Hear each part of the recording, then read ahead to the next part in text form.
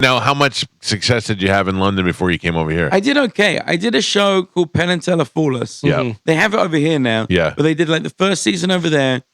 And the idea was to like try and trick them and so they don't know how you did it. Can I tell you though, as a layman, the problem with that show, and I love Penn and Teller since I was a kid. Like I've loved them.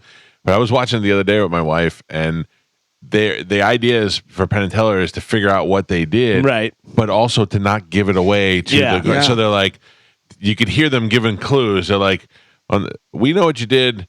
I don't think you fooled us because on the third wraparound, we got you." Right, and, they do the lingo that we don't know, but magicians know. And we're like, well, there's no payoff on the show. We can't tell what actually happened.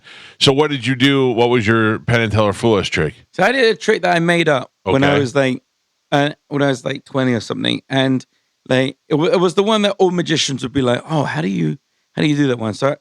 So I go on the show, and they're expecting me to be terrible, which is the point. Yeah. And then it turns out I spent my life thinking about how to be a funny dragon. Right. Turns out I put way more time into this than you should. Yeah. So they like loved it, and I did this trick, and they kind of like got like 10% of it. Okay. But the last thing I want to do is be arguing with them, you know, on camera. Right. So I'm like, yeah, you got it. And so I was like, oh, that didn't go very well because I didn't win the show. Yeah. And it took like 6 months for it to air. So all that time, I'm just thinking like worse and worse and worse. And it was actually, the whole thing was terrible. I was garbage. It's the worst thing I've ever done. Yeah. So then it airs. Man hangs himself in dragon costume. Would have been the worst headline. That was exactly, I had the stall ready. So then it airs, and I'm watching it with my friends, and my phone just blows up. And suddenly, like instantly, everything changed. Wow.